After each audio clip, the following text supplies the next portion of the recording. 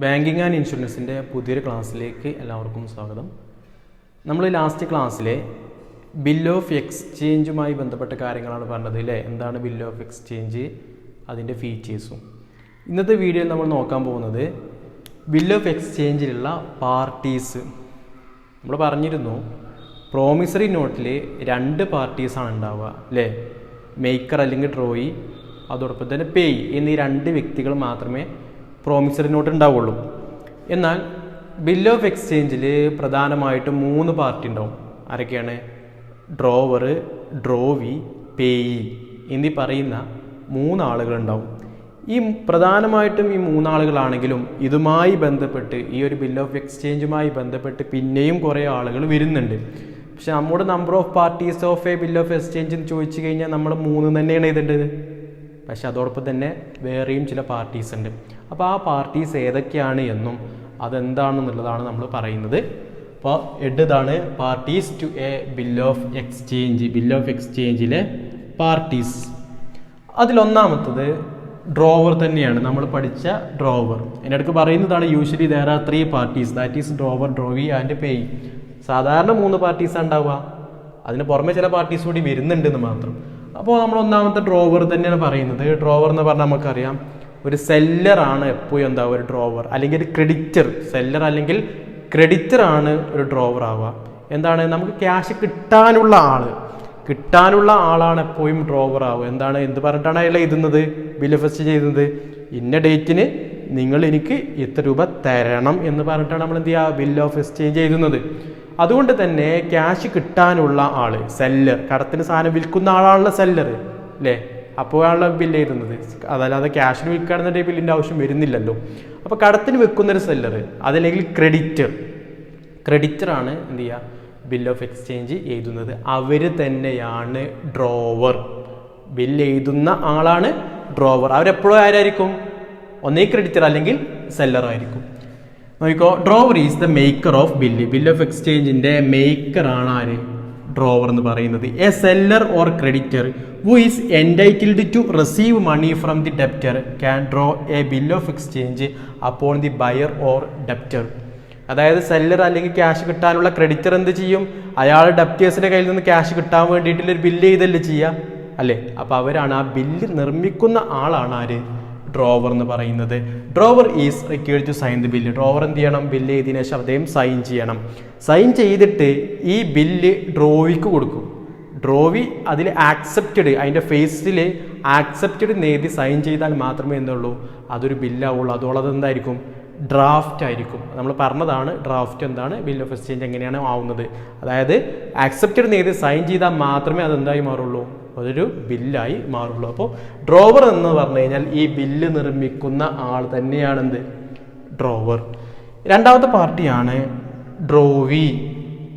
അതായത് അവിടെ ആരാണോ ക്യാഷ് കൊടുക്കാനുള്ളത് അവരാണ് ആര്? ഡ്രോയി എന്ന് പറയുന്നത്. നോക്കോ, a drawee is the person upon whom bill of exchange is drawn. ആർക്ക് മുകളിലാണോ ഇവിടെ ബില്ല് എഴുതിയിട്ടുള്ളത്, ആരെ പേര് വെച്ചിട്ടാണോ ഇവിടെ ബില്ല് എഴുതിയിട്ടുള്ളത്, അവരാണ് ആര്? ഡ്രോയി എന്ന് പറയുന്നത്. ഈ ഡ്രോയി ആണ് എന്ത് ചെയ്യേണ്ടത്? ആക്സെപ്റ്റഡ് എന്ന് എഴുതിയാണ് സൈൻ ചെയ്യേണ്ടത്. അതായത് എ ബിക്ക് സാധനങ്ങൾ കടത്തിന് വിറ്റു. അവിടെ എ എന്ന് പറയുന്ന ഡ്രോവറാണ് അല്ലേ, കടത്തിന് വിറ്റില്ലേ, അയാളാണ് എന്ത് ചെയ്യുക, ബില്ല് എഴുതുക. ബി എന്ന് പറയുന്ന ആൾ അവിടെ എന്താണ്? ഡെപ്റ്ററാണ്. അയാൾ എന്ത് ക്യാഷ് കൊടുക്കാൻ ബാധ്യസ്ഥനാണ്. അതുകൊണ്ട് തന്നെ അദ്ദേഹമാണ് അവിടെ ആര്? ഡ്രോവി എന്ന് പറയുന്നത്. ആർക്ക് മുകളിലാണോ എ ബില്ല് എഴുതിയത്, ആർക്ക് മുകളിലാണോ ഡ്രോവർ ബില്ല് എഴുതുന്നത്, അവരാണ് ആര്? ഡ്രോവി എന്ന് പറയുന്നത്. മൂന്നാമത്തത് പേയ്. അതായത് ഈ ഡ്രോവി എന്ത് ചെയ്യാണ്? ബില്ല് ആക്സെപ്റ്റ് ചെയ്തു, ഇയാൾക്ക് കൊടുത്തു, ഡ്രോവർ കൊടുത്തു. ഡ്രോവർ ഈ ബില്ല് എൻഡോസ് ചെയ്താൽ മറ്റാർക്കെങ്കിലും ട്രാൻസ്ഫർ ചെയ്തു. അങ്ങനെ ട്രാൻസ്ഫർ ചെയ്ത് കഴിഞ്ഞാൽ അത് വേറെ ഏതോ ഒരു വ്യക്തിൻ്റെ കയ്യിലാണ് ഇനിയുള്ളത് അല്ലേ. എൻ്റെ കയ്യിലല്ല, ഡിക്ക് കൊടുത്തെങ്കിൽ ഡീൻ്റെ കയ്യിലാണ് ഇപ്പോൾ ഈ സാധനം ഉള്ളത്.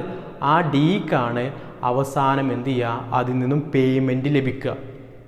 അവസാനം ബി ക്യാഷ് കൊടുക്കൂലേ, ഡ്രോവി ക്യാഷ് കൊടുക്കുമ്പോൾ കിട്ടുന്ന വ്യക്തി ഉണ്ടല്ലോ, അവസാനം കിട്ടുന്നത് ആരാണോ, ആരെ കയ്യിലാണോ ഈ ഒരു ബിൽ ഓഫ് എക്സ്ചേഞ്ച് ഉള്ളത് എങ്കിൽ അവരാണ് പേയ് എന്ന് പറയുക. ആർക്കാണോ ക്യാഷ് റിസീവ് ചെയ്യുന്നത് അവരാണ് പേയ്. പേയ് ഈസ് എ പേഴ്സൺ ടു വും പേയ്മെന്റ് ഈസ് മെയ്ഡ്. ആർക്കാണോ പേയ്മെന്റ് നടത്തുന്നത് അവരാണ് payee. Drawer will be payee if he keeps the bill with him till the date of payment. അതായത് അതിൻ്റെ പേയ്മെന്റ് വരെ ഡ്രോവി അദ്ദേഹം ആ ബില്ല് അവരെ കയ്യിൽ തന്നെ സൂക്ഷിക്കുകയാണെങ്കിൽ, അതായത് ഡ്രോവർ എന്ത് ചെയ്യാണ്, ഇപ്പോൾ എ എന്ന് പറയുന്ന സെല്ലർ എന്ത് ചെയ്യാണ്, ഈ ബില്ല് ഈ ഡേറ്റ് ആവുന്നത് വരെ അവരെ കയ്യിൽ തന്നെ സൂക്ഷിച്ചു. അതായത് അയാൾ എൻഡോസ് ചെയ്തില്ല, അല്ലെങ്കിൽ മറ്റൊരാൾക്ക് ട്രാൻസ്ഫർ ചെയ്തില്ല. അപ്പോൾ ആരുടെ കയ്യിൽ തന്നെ ആയിരിക്കും, ഈ എൻ്റെ ഡ്രോവർ കയ്യിൽ തന്നെ ആയിരിക്കും അല്ലേ. അങ്ങനെ ആകുമ്പോൾ ആർക്കാ ക്യാഷ് കിട്ടുക, ആ ഡ്രോവർക്ക് തന്നെയല്ലേ ക്യാഷ് കിട്ടുക. അദ്ദേഹം ട്രാൻസ്ഫർ ചെയ്യുമ്പോഴാണ് വേറെ വ്യക്തി കിട്ടുന്നത്. അപ്പോൾ അവിടെ വരുന്ന എന്താണ്, ഡ്രോവർ കയ്യിൽ തന്നെ വീണ്ടും ക്യാഷ് കിട്ടും. അപ്പോൾ അവിടെ രണ്ട് വ്യക്തി ആര് തന്നെയാണ്, ഡ്രോവറും പേയും ഡ്രോവർ തന്നെയാണ്. എൻഡോസ് ചെയ്താൽ മാത്രമേ എന്താവുള്ളൂ, അവിടെ പേയ് എന്ന് പറയുന്ന ഡി എന്ന് പറയുന്ന വ്യക്തി ഉണ്ടാവുള്ളൂ. ഇവിടെ എ ആ ബില്ല് അയാളെ കയ്യിൽ തന്നെ സൂക്ഷിച്ചു, അയാൾ ആർക്കും കൊടുത്തൊന്നുമില്ല. അങ്ങനെ ആകുമ്പോൾ എന്ത് ചെയ്യും, അദ്ദേഹത്തിന് തന്നെ ആ പേയ്മെന്റ് കിട്ടും. അതുകൊണ്ട് ആ സമയത്ത് അവിടെ ഡ്രോവറും പേയും ഒന്ന് തന്നെയെന്നാണ് പറയുന്നത്. Drawer will be payee, drawer എന്താവും, പേയി ആവും if he keeps the bill with him till the date of payment. Payment വരെ അദ്ദേഹം അതിന്റെ കയ്യിൽ തന്നെ സൂക്ഷിച്ചു. അദ്ദേഹം എന്ത് ചെയ്തില്ല, മറ്റൊരാൾക്ക് എൻഡോസ് ചെയ്തില്ല എങ്കിൽ അയാൾ തന്നെ പേയി ആവും, അയാൾക്ക് തന്നെ ബിന്റെ കയ്യിൽ നിന്ന്. ഇവിടെ നമ്മൾ പറഞ്ഞ പോലെയാണെങ്കിൽ എ ബില്ല് എഴുതി ബി കൊടുത്തു, ബി സൈൻ ചെയ്ത് കഴിഞ്ഞാൽ ബി എക്ക് ക്യാഷ് കൊടുക്കണം. എ കയ്യിൽ ആ ബില്ല് സൂക്ഷിച്ചു, അപ്പോൾ ബി എക്ക് തന്നെ ക്യാഷ് കൊടുക്കും. എന്നാൽ ഈ എ എന്ന് പറയുന്ന വ്യക്തി വേറെ ആർക്കെങ്കിലും എൻഡോസ് ചെയ്തിട്ടുണ്ടെങ്കിൽ മാത്രമേ അവിടെ പേയി എന്ന് പറയുന്ന മൂന്നാമതൊരു പാർട്ടി വരുന്നുള്ളൂ. അപ്പോൾ ഇവിടെ പേയും ഡ്രോവറും എന്ന് പറയുന്നത് ഒരാൾ തന്നെ ആയിരിക്കും. ഓക്കെ, അപ്പോൾ ആർക്കാണ് ക്യാഷ് റിസീവ് ചെയ്യുന്നത് അവരാണ് ഡ്രോയി. എന്നാൽ ചില സന്ദർഭങ്ങളിലൊക്കെ ബില്ല് എൻഡോസ് ചെയ്തിട്ടില്ല എന്നുണ്ടെങ്കിൽ അവിടെ ഡ്രോവർ തന്നെ ആയിരിക്കും പേയി. നാലാമത്തതാണ് ആക്സെപ്റ്റർ. ആക്സെപ്റ്റർ എന്ന് പറഞ്ഞാൽ ആരാണോ ബിൽ ഓഫ് എക്സ്ചേഞ്ച് ആക്സെപ്റ്റ് ചെയ്ത് സൈൻ ചെയ്യുന്നത് അവർ തന്നെയാണ് ആക്സെപ്റ്റർ. സാധാരണ കേസിൽ ഡ്രോവി തന്നെയായിരിക്കും ആക്സെപ്റ്റർ അല്ലേ. ഡ്രോവി അല്ലേ ഇവിടെ സൈൻ ചെയ്ത് ആക്സെപ്റ്ററിന് ചെയ്ത് സൈൻ ചെയ്യുക, അവർ തന്നെയായിരിക്കും ആക്സെപ്റ്റർ. പിന്നെന്താ വെച്ച് കഴിഞ്ഞാൽ ചില സാഹചര്യങ്ങളിൽ അയാൾക്ക് വേണ്ടി മറ്റാരെങ്കിലുമൊക്കെ എന്ത് ചെയ്യും, ഡ്രോവിക്ക് വേണ്ടിയിട്ട് മറ്റാരെങ്കിലുമൊക്കെ സൈൻ ചെയ്യും. അപ്പോൾ അവരായിരിക്കും ആക്സെപ്റ്റർ. സാധാരണ കേസിൽ ഡ്രോവി തന്നെയാണ് ആക്സെപ്റ്റർ. ആരാണോ ബില്ല് സൈൻ ചെയ്യുന്നത്, ഇപ്പോൾ നമ്മൾ എ ബിക്ക് ബില്ല് കൊടുത്തു, എ ബില്ലുണ്ടാക്കി ബി കൊടുത്തു, ബീനെ കൊണ്ട് സൈൻ ചെയ്യിച്ചു. ആ ബില്ല് സൈൻ ചെയ്ത ആൾ തന്നെയാണ് ആര്, ആക്സെപ്റ്റ് ചെയ്ത ആൾ തന്നെയാണ് ആര്, ആക്സെപ്റ്റർ എന്ന് പറയുന്നത്. The person who accept the bill is known as acceptor. ആരാണ് ബില്ല് ആക്സെപ്റ്റ് ചെയ്യുന്നത് അവരാണ് acceptor. Normally drawee is accept. സാധാരണ ഡ്രോവി തന്നെയായിരിക്കും ആക്സെപ്റ്റർ. ഡ്രോവി ആരുടെ പേരിലാണ് ബില്ല് ചെയ്തിട്ടുള്ളത് അവർ സൈൻ ചെയ്യുന്ന അവർ തന്നെയാണ് acceptor. Bill of exchange accept is by signing the face of the bill. അതിൻ്റെ ഫേസിൽ മുൻവശത്ത് തന്നെ, ബില്ലിൻ്റെ മുൻവശത്ത് തന്നെ ആക്സെപ്റ്റർ എഴുതി സൈൻ ചെയ്ത് കഴിഞ്ഞാലാണ് എന്താവുക, അത് ആക്സെപ്റ്റ് ആവുക എന്നാണ് പറയുന്നത്. അപ്പോൾ ആക്സെപ്റ്റർ എന്ന് പറഞ്ഞു കഴിഞ്ഞാൽ സാധാരണ അത് ഡ്രോവി തന്നെയാണ്. ആരാണോ ബില്ല് ആക്സെപ്റ്റ് ചെയ്യുന്നത് അവർ തന്നെയാണ് ആര്, ആക്സെപ്റ്റർ എന്ന് പറയുന്നത്. മറ്റൊന്നാണ് എൻഡോസർ. എൻഡോസർ എന്ന് പറഞ്ഞു കഴിഞ്ഞാൽ ഇപ്പോൾ ഇവിടെ എ ഒരു ബില്ല് എഴുതി ബി കൊടുത്തു, ബി അതിന് സൈൻ ചെയ്ത് എക്കിന് തിരിച്ചു കൊടുത്തു. എ ആണ് ഡ്രോവർ അല്ലേ, ബി ആണ് ഡ്രോവി. ഈ എന്റെ കയ്യിലുള്ള ബില്ല് ഇപ്പോൾ 20,000 രൂപയുടെ ബില്ലാണ്. ഡിക്ക് ഡ്രോവറായിട്ടുള്ള എ 20,000 രൂപ കൊടുക്കാണ്ട്, ഡ്രോവറായിട്ടുള്ള എ ഡിക്ക് 20,000 രൂപ കൊടുക്കാണ്ടെങ്കിൽ അദ്ദേഹം എന്ത് ചെയ്യും, ഈ ബില്ല് അയാൾ കൊടുക്കും, 20,000 രൂപ ബില്ല് അയാൾ കൊടുക്കും. അപ്പോൾ ഇയാൾ ആരാണ്, ഇനി 3 മാസം കഴിഞ്ഞാൽ അല്ലെങ്കിൽ ഡേറ്റ് കഴിഞ്ഞാൽ ആർക്കാ ക്യാഷ് കിട്ടുക, ഡി കിട്ടും അല്ലേ, ഡി കിട്ടും. ഡി ആണ് അപ്പോൾ അവിടെ ആര്, പേയി അല്ലേ. കാരണം എന്താ, ഈ ബില്ല് ആർക്ക് കൊടുത്തു, ഡി കൊടുത്തു. കൊടുക്കാതെ ഇവിടെ തന്നെ സൂക്ഷിച്ചിരുന്നുവെങ്കിൽ എന്തായിരിക്കും, ഇയാൾ തന്നെ ആയിരിക്കും അവിടെ പേ എന്ന് പറയും. ഇയാൾ കൊടുത്തുകൊണ്ട് ഞാൻ ആർക്കാണ് അതിൻ്റെ പേ വരിക, ഇയാളാണ് പേ വരിക. അപ്പോൾ ഈ എ എന്ന് പറയുന്ന വ്യക്തി ഈ ഡി എന്ന് പറയുന്ന വ്യക്തിക്ക് ബില്ല് കൊടുത്തല്ലോ, അദ്ദേഹം 20,000 രൂപ ക്യാഷ് കൊടുക്കുന്നതിന് പകരം ബില്ലാണ് കൊടുത്തത്. ആ ബില്ല് കൊടുക്കുന്നതിനെയാണ് എൻഡോസ്മെന്റ് എന്ന് പറയാം. എൻഡോസ്മെന്റ് അതായത് ഒരാളുടെ പേരിലുള്ള സാധനം മറ്റൊരാൾക്ക് കൈമാറാം. അപ്പോൾ ഇവിടെ ബിന്റെ കയ്യിൽ നിന്നും ആക്സെപ്റ്റ് ചെയ്ത് എന്റെ കയ്യിലുണ്ടായിരുന്ന ബില്ല് എ എന്ത് ചെയ്തു, ഡിക്ക് കൊടുത്തു. അതിനാണ് എൻഡോസ്മെന്റ് പറയാം. എൻഡോസ്മെന്റിൽ 2 പാർട്ടീസാണ് ഉണ്ടാവുക. ഒന്ന് എൻഡോസറും മറ്റൊന്ന് എൻഡോസിയും. എൻഡോസി. ആരാണോ ഒരു ബിൽ ഓഫ് എക്സ്ചേഞ്ച് എൻഡോസ് ചെയ്യുന്നത് അവരാണ് എൻഡോസർ. അതായത് ഇവിടെ എ അല്ലേ ബിൽ ഓഫ് എക്സ്ചേഞ്ച് ഡിക്ക് എൻഡോസ് ചെയ്തത്, ഡിക്ക് കൊടുത്തത്, അയാളാണ്. ഇവിടെ എ ആണ് ആര്, എൻഡോസർ എന്ന് പറയുന്നത്. ആർക്കാണോ ബില്ല് കിട്ടിയത് അവരാണ് എൻഡോസി. 2 ഇ. അപ്പോൾ എൻഡോസർ എന്ന് പറഞ്ഞാൽ ബില്ല് എൻഡോസ് ചെയ്യുന്ന ആള്, എൻഡോസി എന്ന് പറഞ്ഞാൽ ബില്ല് എൻഡോസ് ചെയ്ത് കിട്ടുന്ന ആളാണെന്ത്, എൻഡോസി എന്ന് പറയുന്നത്. എൻഡോസർ എന്ന് പറഞ്ഞാൽ when the holder transfers or endorse the instrument to any other person the holder become endorser. ഇതിന്റെ ഹോൾഡർ എന്തായി മാറും? എൻഡോസർ ആവും. കാരണം ഇയാൾ ഇപ്പൊ എ എന്ന് പറയുന്ന വ്യക്തി ഡിക്ക് കൈമാറി, അവിടെ എന്ന് പറയുന്ന വ്യക്തിയാണ് ആര്? എൻഡോസർ എന്ന് പറയുന്നത്. ഓക്കെ, മറ്റൊരാൾക്ക് കൈമാറുന്ന വ്യക്തിയാണ് എൻഡോസർ. മറ്റേതാണ് എൻഡോസി. എൻഡോസി എന്ന് പറഞ്ഞാൽ നമ്മൾ നേരെ പറഞ്ഞു, ആർക്കാണോ ബില്ല് കൈമാറിയത് അവരാണ് അതില് endorsee. The person to whom the bill is endorsed is called the endorsee. ആർക്കാണോ ബില്ല് കൈമാറിയത്?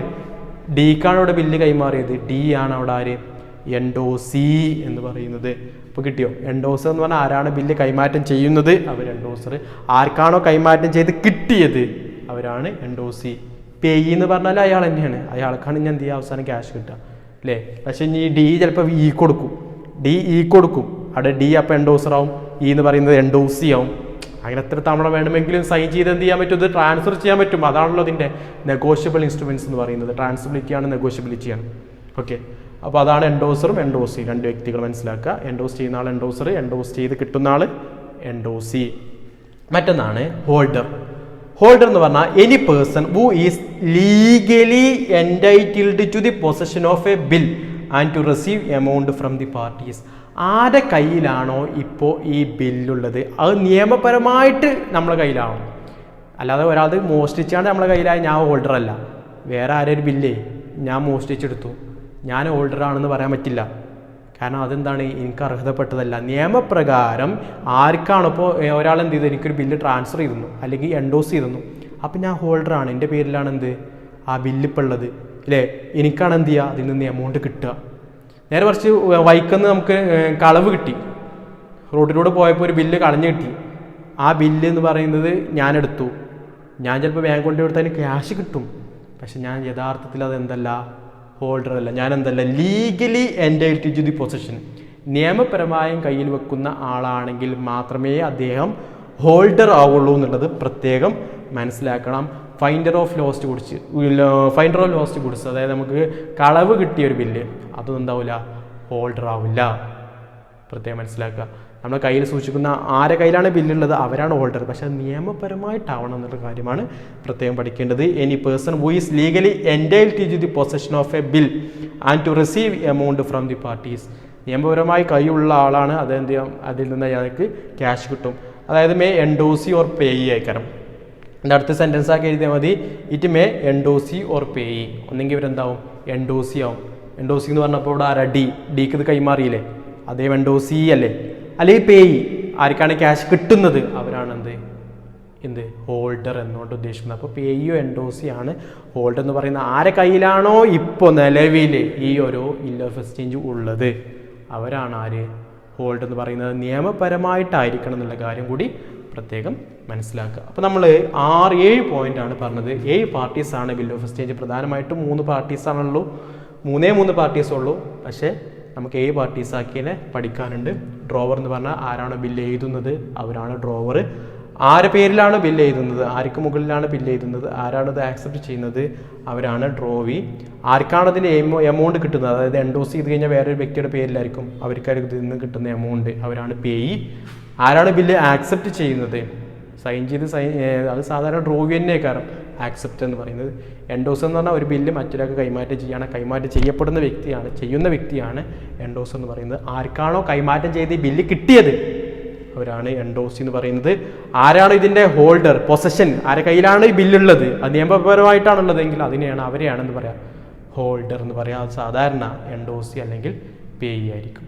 ഓക്കെ, ഇനി നമുക്ക് ബിൽ ഓഫ് എക്സ്ചേഞ്ച് പഠിക്കാവുന്ന ഒരു ടേമാണ് ആക്സെപ്റ്റൻസ്. നമ്മൾ പറഞ്ഞ കാര്യം തന്നെയാണ് ആക്സെപ്റ്റൻസ് എന്താണെന്നുള്ളത്. പക്ഷെ അത് സെപ്പറേറ്റ് 2 മാർക്കിന് എന്താണ് ആക്സെപ്റ്റൻസ് എന്ന് ചോദിച്ച് നമ്മൾ എഴുതണം. ആക്സെപ്റ്റൻസ് എന്ന് പറഞ്ഞത്രേ ഉള്ളൂ, ഒരു ഡ്രോവർ ബില്ല് ചെയ്ത് കഴിഞ്ഞാൽ ഡ്രോയി എന്ത് ചെയ്യണം, അത് ആക്സെപ്റ്റ് ചെയ്യണം അല്ലേ. ആക്സെപ്റ്റ് ചെയ്താൽ അതൊരു ബില്ലിൻ്റെ ആവുള്ളൂ, അല്ലെങ്കിൽ ഡ്രാഫ്റ്റ് ആണല്ലോ ആവുക. അങ്ങനെ അയാൾ ഡ്രോവി അതിൻ്റെ അദ്ദേഹം ആക്സെപ്റ്റ് നേടി സൈൻ ചെയ്യുകയാണെങ്കിൽ അതിനെ തന്നെയാണെന്ന് പറയാം ആക്സെപ്റ്റൻസ് എന്ന് പറയാം. ജസ്റ്റ് ആ സെന്റൻസ് ഒന്ന് പഠിച്ചു നോക്കുക. Drawee is a buyer of goods upon whom the bill of exchange is drawn. Bill of exchange drawn ചെയ്ത് കഴിഞ്ഞാൽ ഡ്രോവി എന്ന് പറയുന്നത് ബയർ ആയിരിക്കും. എ ബിക്ക് സാധനങ്ങൾ വിറ്റാൽ ബി ആണ് അവിടെ ആര് ഡ്രോവി എന്ന് പറയുന്നത്. If the drawee is ready to make payment on due date, ഈ ഡ്രോയി ബി എന്ന് പറയുന്ന ആള് ഡ്യൂ ഡേറ്റിൽ പേയ്മെന്റ് കൊടുക്കാൻ തയ്യാറാണെങ്കിൽ he has to write the word accepted in the bill and put his signature. അദ്ദേഹം എന്തിനാണ് ആക്സെപ്റ്റ് എഴുതിയാണ് അതിൽ സൈൻ ചെയ്യാൻ. ഇത്രേ ഉള്ളൂ. എ സാധനങ്ങൾ ബിക്ക് വിൽക്കുമ്പോൾ അവിടെ കണ്ടീഷൻ എന്താണ്? 3 മാസം കഴിഞ്ഞിട്ട് അതിന്റെ ക്യാഷ് തരാം. അപ്പോൾ ആ ക്യാഷ് തരണം എന്ന് പറഞ്ഞുകൊണ്ടാണ് എന്ത് ചെയ്യുന്നത്? എ ബിക്ക് ഒരു ബില്ല് കൊടുക്കുന്നത്. അപ്പോൾ ബി ആയിക്കോട്ടെ തരാം എന്ന് പറഞ്ഞുകൊണ്ട് അദ്ദേഹം ആക്സെപ്റ്റ് ചെയ്ത് സൈൻ ചെയ്യുക. അതിനുള്ളൂ ആക്സെപ്റ്റൻസ് എന്ന് പറയുന്നത്. ഇനി നമുക്ക് പഠിക്കാനുള്ളത് ചെക്കാണ്. നമ്മൾ നെഗോഷ്യബിൾ ഇൻസ്ട്രുമെന്റിലെ 3 sections P B C 4, 5, 6, promissory note section 4, bill of exchange section 5 പഠിച്ചു. ഇനി നമുക്ക് നെഗോഷ്യബിൾ ഇൻസ്ട്രുമെന്റ് ആക്ട് 1881 സെക്ഷൻ 6 പറയുന്ന ചെക്കാണ് പഠിക്കാനുള്ളത് അല്ലേ. പ്രധാനമായിട്ടും 3 തരത്തിലുള്ള നെഗോഷ്യബിൾ ഇൻസ്ട്രുമെന്റ്സ് ആണ്: promissory note, bill of exchange, check. അപ്പൊ ചെക്ക് എന്താണെന്നുള്ളതാണ് നമ്മൾ പഠിക്കുന്നത്. നമുക്കറിയാം ചെക്ക് നമ്മൾ കുറെ കേട്ടതും നമുക്ക് പരിചയമുള്ളതുമായ കാര്യങ്ങളാണ്. നമ്മൾ ബാങ്കിൽ പോയി കഴിഞ്ഞാൽ നമ്മൾ അവിടെ നിന്ന് ഒരു സേവിങ് അക്കൗണ്ടോ അതല്ലെങ്കിൽ കറണ്ട് അക്കൗണ്ടുകളൊക്കെ നമ്മൾ പഠിച്ചതാണ് കേട്ടോ. സേവിങ് അക്കൗണ്ടോ കറണ്ട് അക്കൗണ്ടോ അതിലേതെങ്കിലും ഒരു അക്കൗണ്ട് നമ്മൾ എടുത്തു കഴിഞ്ഞാൽ നമുക്കത് എന്ത് ചെയ്യും? ആ ബാങ്ക് ചെക്ക് ഇഷ്യൂ ചെയ്യും. ചെക്ക് ഇഷ്യൂ ചെയ്യാന്ന് പറഞ്ഞു കഴിഞ്ഞാൽ 10 ലീഫോ അല്ലെങ്കിൽ 20 ലീഫോ ഒക്കെയാണ് ഉണ്ടാവുക ആ ചെക്കിലുണ്ടാവുക. അത് സീറോ ബാലൻസ് അക്കൗണ്ടിലൊന്നും കിട്ടാറില്ല. ചെക്ക് കിട്ടണമെന്നുണ്ടെങ്കിൽ എന്ത് വേണം? 1000 രൂപയോ 500 രൂപയ്ക്ക് മിനിമം ഡെപ്പോസിറ്റ് വേണം. അങ്ങനത്തെ അക്കൗണ്ടുകളിൽ എന്ത് ചെയ്യുള്ളൂ? ചെക്ക് തരുള്ളൂ. അപ്പോൾ 10 ലീഫ് അല്ലെങ്കിൽ 20 ലീഫൊക്കെ ഉണ്ടാവും. ആ ലീഫിൽ നമുക്ക് എന്ത് ചെയ്യാൻ പറ്റും? നമ്മളവിടെ എമൗണ്ട് എഴുതാണ്ട് പോകണ്ടാവും. ആർക്കാണ് കൊടുക്കേണ്ടത്? നമുക്ക് തന്നെയാണ് സെൽഫ് നീക്കിയാൽ മതി. നമ്മൾ വേറൊരു വ്യക്തിക്കാണ് കൊടുക്കുന്നതെങ്കിൽ അവിടെ ആ വ്യക്തിയുടെ പേര് എഴുതിയാണ്ട് നമ്മൾ അവിടെ സിഗ്നേച്ചറിലോട്ട് സൈൻ ചെയ്ത് കഴിഞ്ഞാൽ അയാൾക്ക് ആ ബാങ്കിൽ പോയി കഴിഞ്ഞാൽ എന്ത് ചെയ്യും? അതിന് ക്യാഷ് കൊടുക്കും. ഇനി നമുക്ക് തന്നെയാണ് വേണ്ടതെങ്കിൽ നമ്മൾ ആ ചെക്ക് കൊണ്ട് ബാങ്ക് കൊടുത്തു കഴിഞ്ഞാൽ നമുക്ക് എന്ത് ചെയ്യാൻ പറ്റും? അതിൽ നിന്ന് ക്യാഷ് വിഡ്രോ ചെയ്യാൻ പറ്റും. അതിന് വേണ്ടി ഉപയോഗിക്കുന്ന ഒരു നെഗോഷ്യബിൾ ഇൻസ്ട്രുമെന്റ് ആണ് എന്ന് പറയുന്നത് ചെക്ക് എന്ന് പറയുന്നത്.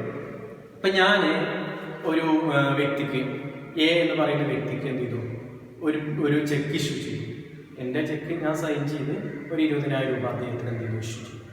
അയാൾ ബാങ്കിൽ പോയി കഴിഞ്ഞാൽ അയാൾക്ക് എന്ത് ചെയ്യും? അതിൽ നിന്ന് ക്യാഷ് കിട്ടും. അയാൾ എന്ത് ചെയ്താൽ മതി? ഏത് ബാങ്കിലാണ് കൊടുത്തെങ്കിൽ ഏത് ബാങ്കിലും പോകട്ടോ, എല്ലാ ബാങ്കിലും പോകാം. പക്ഷെ നമ്മൾ അതിലെല്ലാ ബാങ്ക് എല്ലാத்தைയും പോയാൽ ചിലപ്പോൾ ചില കമ്മീഷൻ എന്ത് ചെയ്യും? ചില ചാർജ് അവർ ഈടാക്കും. അപ്പോൾ അവർ ഏത് ബാങ്കിൽ പോയിട്ട് വാങ്ങിക്കുകയാണെങ്കിൽ എന്ത് ചെയ്യും? ക്യാഷ് കൊടുക്കും. ഇനി അതല്ല, ഈ എ എന്ന് പറയുന്ന വ്യക്തി മറ്റൊരാൾക്ക് വേണമെങ്കിൽ എന്ത് ചെയ്യാൻ പറ്റും? ഈ ബില്ല് കൊടുക്കാൻ പറ്റും. അതായത് എ എന്ന് പറയുന്ന വ്യക്തി ബിക്ക് 20,000 കൊടുക്കാണ്ട് എന്റെ കയ്യിൽ നിന്ന് ഈ എ ബിക്ക് ചെക്ക് കിട്ടിയ സമയത്ത് എന്ത് ചെയ്തു? ഈ എ ബിക്ക് ആ ചെക്ക് കൊടുത്തു. സൈൻ ചെയ്താൽ മതി. ബാക്കിൽ 2 ദിവസം ചെയ്യാൻ വേണ്ടി ഒറ്റ സൈൻ ചെയ്താൽ എന്ത് ചെയ്യാൻ പറ്റും? കൈമാറ്റം ചെയ്യാൻ പറ്റും. ഇനി അവിടെ ആ വ്യക്തി പോയി കഴിഞ്ഞാൽ ബാങ്കിൽ പോയി കഴിഞ്ഞാൽ എന്ത് ചെയ്യും? അദ്ദേഹത്തിന് ക്യാഷ് കിട്ടും. ബി പോയി കഴിഞ്ഞാൽ ക്യാഷ് കിട്ടും. അതാണ് അതിന് അതായത് വേറെ ആളുകൾക്കൊക്കെ എന്ത് ചെയ്യാൻ പറ്റുന്നത്? ട്രാൻസ്ഫർ ചെയ്യാൻ പറ്റും. അതുകൊണ്ട് ചെക്കും ഒരു നെഗോഷ്യബിലിറ്റി ഉള്ള സാധനമായതുകൊണ്ട് തന്നെ അതും എന്താണ്? ഒരു നെഗോഷ്യബിൾ ഇൻസ്ട്രുമെന്റ് ആണ്. അപ്പൊ ചെക്ക് എന്താണെന്നുള്ള കാര്യങ്ങൾ നമുക്ക് അറിയും. നമ്മൾ ബാങ്കിൽ 2 തരം അക്കൗണ്ടിനെ കിട്ടുക. സേവിങ് അക്കൗണ്ട് അല്ലെങ്കിൽ കറണ്ട് അക്കൗണ്ട് എടുക്കണം അല്ലേ. ഈ കച്ചവട സ്ഥാപനങ്ങൾക്ക് ഓപ്പൺ ചെയ്യുന്ന അക്കൗണ്ടാണല്ലോ കറണ്ട് അക്കൗണ്ട്. നമ്മൾ സാധാരണ ആളുകൾ ഓപ്പൺ ചെയ്യുന്ന അക്കൗണ്ടാണ് സേവിങ് അക്കൗണ്ട്. അതിന് കിട്ടുന്നതാണ് 10 20 ലീഫുകളാണ് ഉണ്ടാവുക. അത് കഴിഞ്ഞാൽ നമുക്ക് എന്ത് ചെയ്യാം? അതിന്റെ അപ്ലിക്കേഷൻ കൊടുത്ത വേറെ 10 20 ലീഫ് നമുക്ക് കിട്ടുകയും ചെയ്യും. ഓക്കെ. അപ്പൊ അത് ഉപയോഗിച്ച് നമുക്ക് എന്ത് ചെയ്യാം? ക്യാഷ് വിഡ്രോ ചെയ്യാൻ പറ്റും. മറ്റൊരാൾക്ക് ചെക്ക് കൊടുത്ത് അവർക്ക് വിഡ്രോ ചെയ്യാൻ പറ്റും. ഇങ്ങനെയുള്ള ഫെസിലിറ്റീസ് ഒക്കെയാണ് ഇതിനുള്ളത്, ചെക്കിനുള്ളത്. അപ്പൊ ചെക്ക് എന്താണ്? നെഗോഷ്യബിൾ ഇൻസ്ട്രുമെന്റ് ആണെന്നുള്ള കാര്യങ്ങൾക്ക് പറഞ്ഞതോടുകൂടി തന്നെ സെക്ഷൻ 6 ഓഫ് NI ആക്ട് എന്ന് പറയുന്നത് ചെക്കിനെ ഡിഫൈൻ ചെയ്യുന്നുണ്ട്. അത് നമ്മൾ പഠിക്കണം. ചെക്ക് എന്താന്ന് ചോദിച്ചു കഴിഞ്ഞാൽ ബാങ്കിൽ നിന്ന് കിട്ടുന്നതെന്ന് എഴുതിക്കാൻ പാടില്ല. ചെക്ക് എന്താന്ന് ചോദിച്ചു കഴിഞ്ഞാൽ section 6 of negotiable instrument act 1881 എന്ത് ചെയ്യുന്നുണ്ട്? ഡിഫൈൻ ചെയ്യുന്നുണ്ട്. ആ ഡെഫിനിഷൻ നമ്മൾ പഠിക്കണം, അത് എഴുതി വെക്കണം. നോക്കോ, as per section 6 of NI act, section 6 of NI act പറയുന്നുണ്ട് a cheque is a bill of exchange. Cheque എന്ന് പറയുന്നത് എന്താണ്? ഒരു ബിൽ ഓഫ് എക്സ്ചേഞ്ച് ആണ്. ബിൽ ഓഫ് എക്സ്ചേഞ്ച് ആണ് എന്ന് പറയുന്നത് drawn upon a specified bank. ആർക്ക് മുകളിലാണ് ഡ്രോൺ ചെയ്യുന്നത്? നേരത്തെ എ ബിന്റെ മുകളിൽ എന്ത് ചെയ്തു? ബില്ല് എഴുതി, ശരിയല്ലേ? അവിടെ എ എന്ന് പറയുന്ന വ്യക്തി സെല്ലറാണ്, ബി എന്ന് പറയുന്ന വ്യക്തി ബയറാണ്, ഡെപ്റ്ററാണ് അല്ലെ. മറ്റൊരു വ്യക്തിക്ക് മുകളിലാണ് എന്ത് ചെയ്തത്? ബിൽ ഓഫ് എക്സ്ചേഞ്ച് ചെയ്തത്. പക്ഷേ ഇവിടെ ബിൽ ഓഫ് എക്സ്ചേഞ്ച് ആണ് ചെക്ക് എന്ന് പറയുന്നത്. ഇത് എഴുതുന്നത് ആർക്ക് മുകളിലാണ്? അപ്പോൾ എ സ്പെസിഫൈഡ് ബാങ്കർ, ബാങ്കറെ മുകൾക്കാണ് എന്ത് ചെയ്യുന്നത്? എഴുതുന്നത്. ആരവിടെ ക്യാഷ് തരിക? ബാങ്കറാണ്. അപ്പൊ ആരായിരിക്കും ഇവിടെ ഡ്രോവി? അതും ബാങ്കായിരിക്കും. ഓക്കെ, മനസ്സിലാക്കേണ്ട കാര്യം നമ്മൾ BK മുകളിലാണ് എഴുതിയത്, ഇവിടെ അങ്ങനെയല്ല. ഇവിടെ എന്താണ് ബാങ്കിന് മുകളിലാണ് എഴുതുക. ബാങ്കിന് മുകളിൽ എഴുതുന്ന ഒരു ബിൽ ഓഫ് എക്സ്ചേഞ്ച് ആണെന്ത് ചെക്ക്. നോക്കിക്കോ, as per section 6 of NA, a check is a bill of exchange drawn upon a specified banker and not expressed to be payable otherwise than on demand. Not expressed to be payable otherwise on demand. ബാങ്കിൽ പോയിട്ട് നമ്മൾ ഈ check കൊടുക്കാതെ അവർ നമ്മൾ വീട്ടിൽ കൊടുത്ത് cash തരും. വീട്ടിൽ ക്യാഷ് കൊടുത്ത് തരില്ലല്ലോ. നമ്മൾ ആവശ്യപ്പെട്ടാൽ മാത്രം തരുന്ന ഒന്നാണ് ഇത് ചെക്ക് അല്ലേ. നമ്മുടെ കയ്യിൽ ഒരാൾ എഴുതി തന്നാൽ 1 ലക്ഷം രൂപയുടെ ചെക്ക് ഉണ്ട്, നമ്മളത് വീട്ടിൽ വെച്ച് ഇങ്ങനെ ഇരുന്നു. ബാങ്കുകാർ എന്താ നിങ്ങൾക്ക് 1 ലക്ഷം രൂപയുടെ ചെക്ക് ഉണ്ട് ഇതാന്ന് പറഞ്ഞിട്ട് കൊണ്ടുവരുമോ? ഇല്ല, നമ്മളത് ബാങ്കിൽ കൊണ്ടുപോയിട്ട് ആവശ്യപ്പെടണം, കൗണ്ടറിൽ കൊടുക്കണം. അതാണ് ചെക്കിന്റെ 2 പ്രത്യേകതകൾ. ചെക്ക് ഒരു നെഗോഷ്യബിൾ ഇൻസ്ട്രുമെന്റ് ആണ്, ഒരു ബിൽ ഓഫ് എക്സ്ചേഞ്ചും ആണ്. ആ ബിൽ ഓഫ് എക്സ്ചേഞ്ചിന്റെ 2 അഡീഷണൽ ക്വാളിഫിക്കേഷൻ ഏതിനുണ്ട്? ചെക്കിനുണ്ട്. എന്താണ്? അവിടെ ഡ്രോൺ ചെയ്യുന്നത് ആർക്ക് മുകളിലാണ്? Drone upon a specified banker ആണ്. ഒരു ബാങ്കർക്ക് മുകളിലാണത് ഡ്രോൺ ചെയ്യുന്നത്. രണ്ടാമതോ പേബിൾ ഓൺ ഡിമാൻഡ്, ആവശ്യപ്പെട്ടാൽ മാത്രമേ ഉള്ളൂ. ഇപ്പൊ നമ്മൾ ബിൽ ഓഫ് എക്സ്ചേഞ്ച്, സാധാരണ ബിൽ ഓഫ് എക്സ്ചേഞ്ച് ആണെങ്കിൽ ആ ഡേറ്റ് കഴിഞ്ഞാൽ നമുക്ക് ചിലപ്പോൾ പൈസ കൊടുന്നു തരും, BAക്ക് പൈസ കൊടുന്നു തരും. പക്ഷെ ചെക്ക് എന്ത് ചെയ്യൂല, നമ്മുടെ ബാങ്കിൽ പോയി ആവശ്യപ്പെടാതെ തരില്ല. അതാണ് 2 കണ്ടീഷൻസ് ആണ് ഇവിടെ ബിൽ ഓഫ് എക്സ്ചേഞ്ചിനേക്കാൾ അഡീഷണൽ ആയിട്ട് വരുന്നത്. ഒന്ന് ഡ്രോൺ അപ്പോൺ എ സ്പെസിഫൈഡ് ബാങ്കറും, മറ്റൊന്ന് payable on demand. Okay, not expressed to be payable on otherwise on demand, ചോദിച്ചിട്ടേ തരൂല.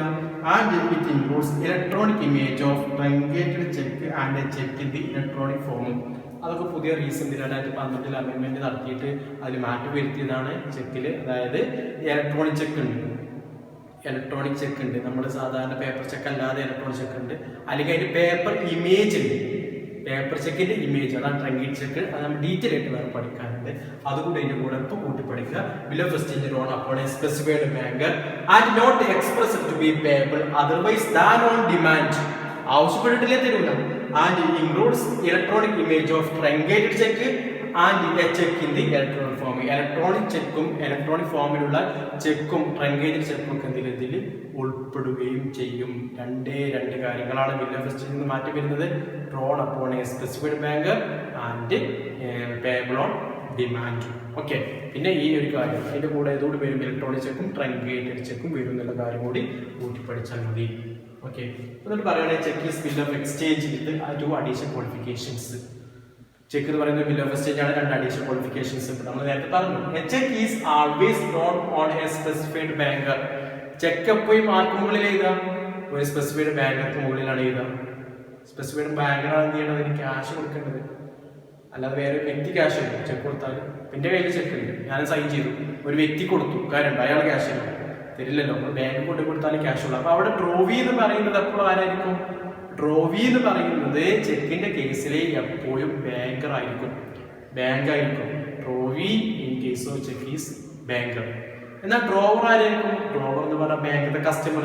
ഇപ്പൊ എനിക്കൊരു ബാങ്ക് അക്കൗണ്ട് ഉണ്ട്, അതിലൊരു ചെക്ക് ബുക്ക് ഉണ്ട്, അക്കൗണ്ട് ഉണ്ട്, അതിൽ ചെക്ക് ബുക്ക് ഉണ്ട്. ഞാനാണ് എന്ത് ചെയ്യുന്നത്? അതിൽ എമൗണ്ട് എഴുതിയാണ് സൈൻ ചെയ്യുന്നതെങ്കിൽ ഞാൻ ഡ്രോവറാണ്, കസ്റ്റമറാണ് ബാങ്കിന്റെ. ഈ ബാങ്കാണ് എന്ത്? ഡ്രോയി എന്ന് പറയുന്നത്. ബാങ്കല്ലേ ക്യാഷ് തരിക. അപ്പൊ ഞങ്ങൾ 2 ആൾക്കാർ മാത്രമേ ഉള്ളൂ, ഞാൻ ഡ്രോവർ, ബാങ്ക് ഡ്രോവി. എന്നാൽ ഞാൻ ഈ ചെക്ക് വേറെ ആൾക്ക് കൊടുത്തു, സൈൻ ചെയ്ത് കാണ്ടേ വേറെ വ്യക്തിക്കാണ് കൊടുത്തു. വ്യക്തി കൊടുത്തു കഴിഞ്ഞാൽ അതിന് ക്യാഷ് ആർക്ക് കിട്ടാൻ? എനിക്ക് കിട്ടൂല. കാരണം എന്താ? ആ കൊടുത്ത വ്യക്തിയാണ് ബാങ്കിൽ പോവുക. ആ കൊടുത്ത വ്യക്തി ബാങ്കിൽ പോയിട്ട് എന്ത് ക്യാഷ് വാങ്ങും. ആർക്ക് ക്യാഷ് കിട്ടിയത്? ഞാൻ കൊടുത്ത വ്യക്തിക്ക്, അയാളാണ് പേയി എന്ന് പറയുന്നത്. അപ്പൊ ചെക്കില് 3 പാർട്ടീസ് തന്നെയാണുള്ളത്. ഡ്രോവർ ഉണ്ട്, ഡ്രോവ് ഉണ്ട്, പേ ഉണ്ട്. ഈ 3 പാർട്ടീസ് തന്നെയാണ് ചെക്കിലുള്ളത്. ആർക്കാണ് ചെക്ക് മനസ്സിലാക്കാൻ? ഡ്രോവർ എന്ന് പറഞ്ഞു കഴിഞ്ഞാൽ കസ്റ്റമർ, ഡ്രോവി എന്ന് പറഞ്ഞു കഴിഞ്ഞാൽ ബാങ്ക്, പേ എന്ന് പറഞ്ഞാൽ ആർക്കാണോ അതിൽ നിന്ന് പേയ്മെന്റ് കിട്ടുന്നത് അവര്. ഞാൻ തന്നെ പേ ചെയ്യോ? ഞാൻ എൻ്റെ പേരിൽ ഒരു ചെക്ക് ഞാൻ ബാങ്ക് കൊണ്ടു കൊടുത്തു, എനിക്കെന്റെ ക്യാഷ് കിട്ടി, ഞാൻ എന്താണ്? ഡ്രോവറാണ്, പേ ആണ്.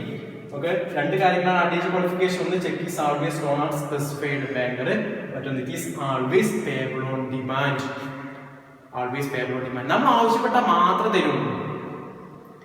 നേരത്തെ പറഞ്ഞ പോലെ ചെക്ക് വീട്ടിൽ ചെയ്യണ്ടേ, ഇങ്ങനെ എനിക്കൊരു 1 കോടി രൂപയുടെ ചെക്ക് ഉണ്ടെന്ന് പറഞ്ഞിട്ട് കാര്യമില്ല, ഇത് ക്യാഷ് കിട്ടുന്നത്.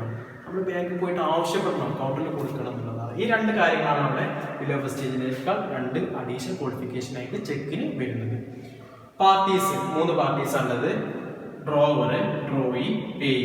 ഡ്രോവർ എന്ന് പറഞ്ഞാൽ the person who issue a check, ആരാണോ ചെക്ക് ഇഷ്യൂ ചെയ്യുന്നത്, അതായത് ഈ ആൾവേസ് കസ്റ്റമർ ഓഫ് ബാങ്ക്, അദ്ദേഹം ഒരു ബാങ്കിന്റെ കസ്റ്റമർ ആയിരിക്കും. ഓക്കെ, കസ്റ്റമർ ആണ് ഡ്രോവർ, അവരാണ് എന്ത് ചെയ്യുന്നത്, സൈൻ ചെയ്യുന്നത്. ഡ്രോയി എന്ന് പറഞ്ഞാൽ drawee is the bank on which a cheque is issued. Cheque issue ചെയ്ത ബാങ്ക് ഏതാണോ, ഫെഡറൽ ബാങ്ക് ആണോ ഇഷ്യൂ ചെയ്തിട്ടുള്ളതെങ്കിൽ ഫെഡറൽ ബാങ്കിന്റെ ചെക്കാണ് എന്റെ കയ്യിലുള്ളതെങ്കിൽ ഫെഡറൽ ബാങ്ക് ആണ് ഡ്രോയി. സൗത്ത് ഇന്ത്യൻ ബാങ്ക് ആണെങ്കിൽ അതിലേക്ക് SBI ആണെങ്കിൽ അവരാണ് ഡ്രോയി എന്ന് പറയുന്നത്. പേയി എന്ന് പറഞ്ഞു കഴിഞ്ഞാൽ person to whom the amount of cheque is payable, ആർക്കാണ് അതിന്റെ പേയ്മെന്റ് ലഭിക്കുന്നത്. ചിലപ്പോൾ ഞാൻ നേരിട്ട് തന്നെ ആയിരിക്കും എന്റെ ചെക്ക് ഉപയോഗിച്ചിട്ട് ATM വിഡ്രോ ചെയ്യുന്നതിനേക്കാൾ സുഖം വലിയൊരു എമൗണ്ട് ആണെങ്കിൽ നമുക്ക് ചെക്ക് ഉപയോഗിച്ച് വിഡ്രോ ചെയ്യാം, ബാങ്കിലൊന്ന് പോകണമെന്ന് മാത്രം. അപ്പൊ ഞാൻ തന്നെയാണ് പേയി. ഞാൻ വേറെ ആർക്കും കൈമാറ്റം ചെയ്തിട്ടുണ്ട്, എൻഡോസ് ചെയ്ത് കൊടുത്തിട്ടുണ്ടെങ്കിൽ അവരാണ് പേയി. അവർ വേറെ ആർക്കും കൊടുത്തിട്ടുണ്ടെങ്കിൽ അവരാണ് പേയി. ആർക്കാണ് ക്യാഷ് കിട്ടുന്നത്, അവരാണ് payee. Drawer the person who issue a cheque is always customer of bank. Drawee എന്ന് പറഞ്ഞാൽ drawee is the bank on which a cheque is issued. Drawee is the bank on which a cheque is issued. ഏത് ബാങ്കാണ് issue ചെയ്തത്, അവരാണ് drawee. Is always a banker, അവരെന്തായിരിക്കും banker. മൂന്നാമത് payee, the person to whom the amount of cheque is payable. The person to whom the amount of cheque is payable, ആർക്കാണോ ചെക്കിന്റെ amount കിട്ടുന്നത് അവരാണ് payee എന്ന് പറയുന്നത്. അപ്പോൾ ഈ ഒരു 3 കാര്യങ്ങളും നിങ്ങൾ ശരിക്കും പഠിക്കണം. Promissory note, bill of exchange, check തീർന്നിട്ടില്ല, അതിന്റെ എസെൻഷ്യൽസ് അല്ലെങ്കിൽ കാലിക്കറ്റിക്സ് പഠിക്കാറുണ്ട്. പലതരത്തിലുള്ള ചെക്ക് ഉണ്ട്. എൻഡോസ്മെന്റുമായി ബന്ധപ്പെട്ട് ഈ ഒരു നെഗോഷ്യൽ ഇൻസ്ട്രുമെന്റിന് ഇതുമായി ബന്ധപ്പെട്ട് ഒരുപാട് കാര്യങ്ങൾ മനസ്സിലാകാറുണ്ട്. ഇതിൽ നിങ്ങൾക്ക് ഏതെങ്കിലും ഈ promissory note, bill of exchange, check, അതിലുള്ള പാർട്ടീസ് ഒക്കെ നമ്മൾ പഠിച്ചല്ലോ, അതുമായി ബന്ധപ്പെട്ട് എന്ത് ഡൗട്ട് ഉണ്ടെങ്കിൽ നിങ്ങളത് ക്ലിയർ ചെയ്തിട്ടായിരിക്കണം ബാക്കി പഠിക്കേണ്ടത്. കാരണം അതറിയില്ല എങ്കിൽ നിങ്ങൾക്ക് ബാക്കി ഒന്നും അറിയില്ല. ഓക്കെ, ഇപ്പം എന്തെങ്കിലും ഡൗട്ട് ഉണ്ടെങ്കിൽ നിങ്ങൾ ചോദിക്കാം.